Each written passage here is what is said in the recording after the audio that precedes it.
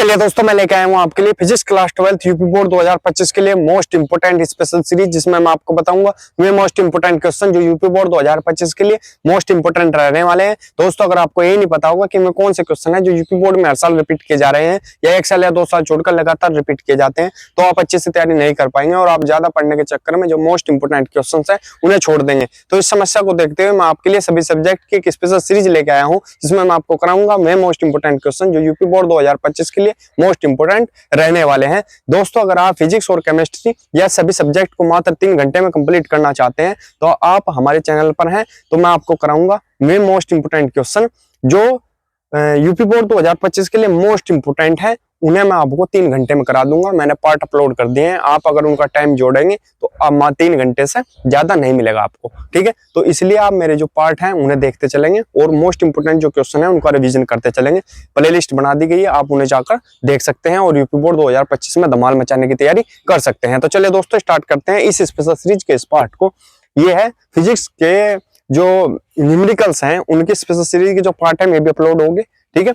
कुछ पार्ट रह रहे हैं, उन्हें भी कर दूंगा, कंप्लीट कर दूंगा, आप वहां जाकर प्लेलिस्ट में देख सकते हैं। केमिस्ट्री के जो मोस्ट इंपोर्टेंट है उनके भी लगभग आधी केमिस्ट्री होने वाली है पूरी, तो वहां भी आप जाकर देख सकते हैं। ज्यादा कुछ नहीं है, बस पार्ट 8 मिनट का, कोई 10 मिनट का ऐसे हैं, तो उनका ज्यादा टाइम नहीं वेस्ट होगा आपका। आप 2-3 घंटे में पूरी की पूरी फिजिक्स और केमिस्ट्री कंप्लीट कर पाएंगे। तो चलिए दोस्तों, स्टार्ट करते हैं। क्या है क्वेश्चन हमारे पास? संयुक्त सूक्ष्मदर्शी अथवा यौगिक सूक्ष्मदर्शी मोस्ट इंपोर्टेंट क्वेश्चन है, बोर्ड में हर साल आता है। 3 है, तीनों में से एक पक्का आता है। तो तीनों क्वेश्चन मैं आपको कराऊंगा।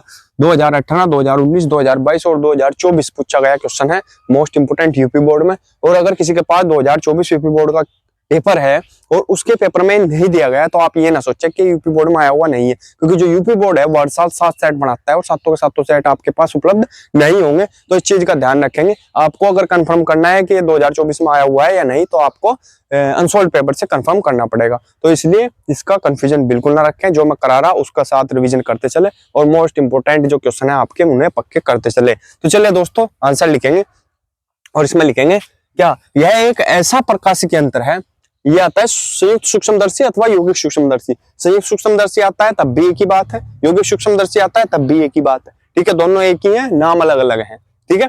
तो क्या यह एक ऐसा प्रकाशिकी यंत्र है जो आंख के समीप स्थित अत्यधिक छोटी वस्तुओं को देखने के लिए प्रयुक्त किया जाता है। क्या यह एक ऐसा प्रकाशिकी यंत्र है जो आंख के समीप स्थित अत्यधिक छोटी वस्तुओं को देखने के लिए प्रयुक्त किया जाता है। इसकी आवर्धन क्षमता सरल सूक्ष्मदर्शी की तुलना में बहुत अधिक होती है।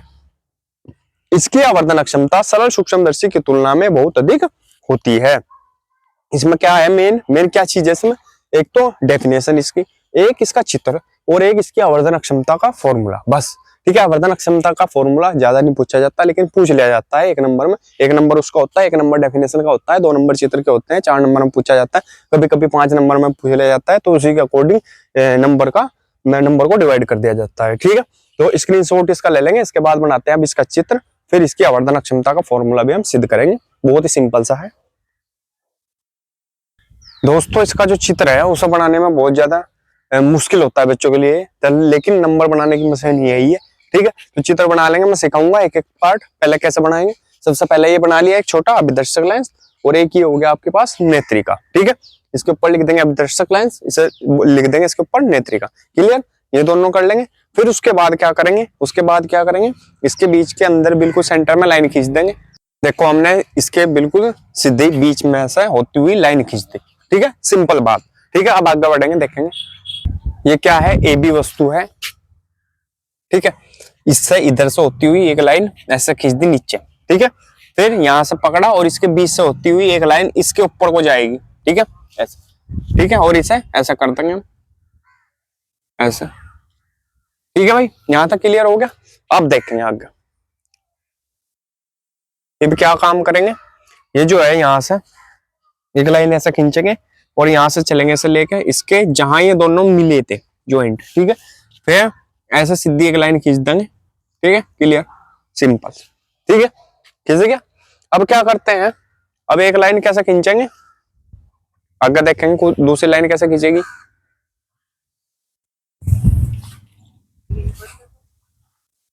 अब दूसरी लाइन कहां से निकलेगी? ये जो इनका जोड़ है इससे बिल्कुल सीधी मिला देंगे एक लाइन ऐसे करके, ठीक है।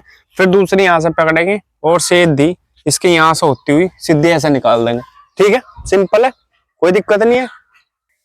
फिर ये जो तीसरी लाइन लेंगे हम, ये भी इससे मिला देंगे, ठीक है। ऐसे ले जाकर ऐसे ले जाएंगे इसे और ऐसे मिला देंगे, सिंपल। अब चौथी लाइन जो लेंगे हम, वो भी यहीं से लेंगे ऐसे और इसमें मिला देंगे, ठीक है। सिंपल। ये आपको बनाने का तरीका समझा रहा हूँ जिससे आपको दिक्कत ना हो बिल्कुल भी बनाने में चित्र, ठीक है। सिंपल है, ऐसा हो गया, सिंपल है, ठीक है। तो ये बन गया पूरा का पूरा कंप्लीट चित्र इसका। देखो कैसा लगा। ये आंख बना ली हमने, ठीक है। ये एफ ही है, पॉइंट के नाम रख देंगे। ये बीटा, बीटा है बी नहीं, बीटा कौन, ये अल्फा कौन है, ठीक है भाई। ये A1 है, ये B1 है, क्लियर। ये एफ ई डैश है, ये FO है और ये B है, ये तो है ए बी वस्तु, ये A2 B2 है, ठीक है, क्लियर। ये यहाँ पर ये पॉइंट है, ये F0 या FO मान लो डैश, ठीक है। ये O है आपके पास, ठीक है। बाकी सब हो गया, ये E हो गया।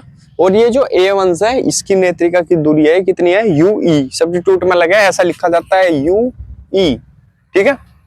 और ये जो यहाँ से B2 से नेत्रिका के बीच की दूरी है, ये कितनी है, D, क्लियर, कैपिटल D। और ये दूरी याद रखनी है, यहाँ से लेकर अभिदर्शक से A1 तक की जो दूरी है वो कितनी है, V0, ठीक है, या VO मान लो, ठीक है, कुछ भी बोल सकते हैं। ये B से लेकर ये यहाँ अभिदर्शक तक की दूरी जो कितनी है वो है UO, ठीक है, या U0, ठीक है, कुछ भी मान लो। ये आपके याद करने के ऊपर है कि कैसा आप याद रखते हैं, ठीक है। तो ये चित्र आपका कंप्लीट हो गया। अब इसका आवर्धन क्षमता का जो फॉर्मूला है उसे भी बताते हैं, स्क्रीनशॉट ले लेंगे, इसका बनाना सिखा दिया बहुत ही सिंपल वे में, ठीक है। स्क्रीनशॉट लेंगे, आगे बढ़ेंगे। चलिए दोस्तों देखते हैं, हम करते हैं इसका आवर्धन क्षमता का फॉर्मूला सिद्ध। क्या है, जब प्रतिबिंब अंतिम प्रतिबिंब सपाट दृष्टि की न्यूनतम दूरी पर बनता है, तभी के लिए पूछता है, ठीक है। तो इस स्थिति में क्या होता है कि VE जो बराबर है, VE बराबर होता है माइनस के D के, ठीक है। VE बराबर होता है माइनस के D के। और फॉर्मूला हमारे पास क्या है, 1/V माइनस 1/U बराबर 1/F, ये फॉर्मूला होता है, ठीक है। जब VE इसके लिए ले रहे हैं तो इसके लिए क्या लेंगे, UE, क्लियर है, नेत्रिका वो है सपाट दृष्टि के न्यूनतम दूरी पर, ठीक है। तो अब क्या करते हैं, इसकी जगह क्या रख लेंगे, 1/VE की जगह क्या रखेंगे, -D, क्लियर है, -D रखा जाएगा, क्योंकि ये फॉर्मूला तो रियल ही है लेकिन VE UE की फॉर्म में ऐसा है, क्लियर है। और ऐसा ही लिख लो, इसके फॉर्म में लिख लो, फॉर्मूला है तो आसानी रहेगी। तो VE बराबर -D और VUE बराबर माइनस के UE, यही तो लेते हैं, U माइनस का होता है, ठीक है, क्लियर।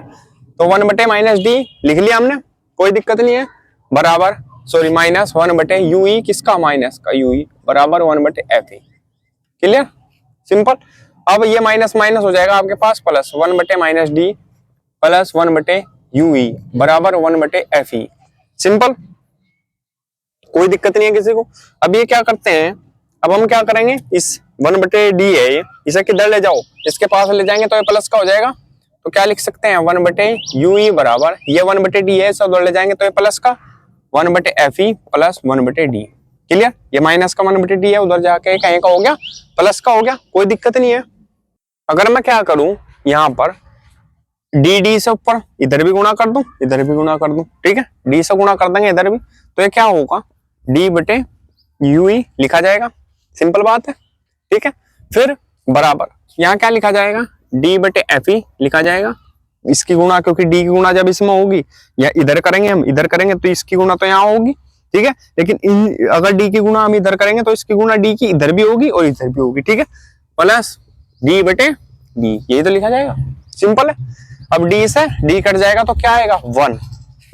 तो अब देखेंगे D/UE बराबर D/FE प्लस 1, या क्या लिख सकते हैं, D/UE बराबर 1 प्लस D/FE, सिंपल है, कोई दिक्कत नहीं है, ये आ गया आपके पास, ठीक है।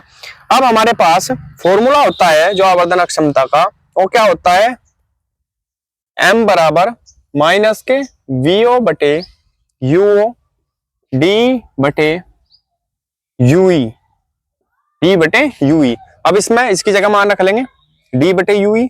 डी बटे यूई का मान कितना है, ये है 1 प्लस डी बटे एफ ई, इसकी जगह ये रख सकते हैं तो रख लेंगे। तो एम बराबर आपके पास हो जाएगा माइनस के वीओ बटे यूओ, इसकी जगह क्या रखेंगे, ये 1 प्लस डी बटे एफ ई। सिंपल बात है, क्लियर है। तो यही है आपका इसका आवर्धन अक्षमता का फॉर्मूला, ठीक है। तो स्क्रीनशॉट इसका ले लेंगे। तो दोस्तों अगर वीडियो अच्छी लगी हो तो प्लीज वीडियो को लाइक कीजिए, कमेंट कीजिए और हमारे चैनल को सब्सक्राइब कीजिए और घंटी का बटन भी दबा लीजिए, जिससे आपको हमारी वीडियो की नोटिफिकेशन सबसे पहले मिल सके। मिलते हैं अगली वीडियो में, तब तक के लिए बने रहिए हमारे चैनल पर। धन्यवाद।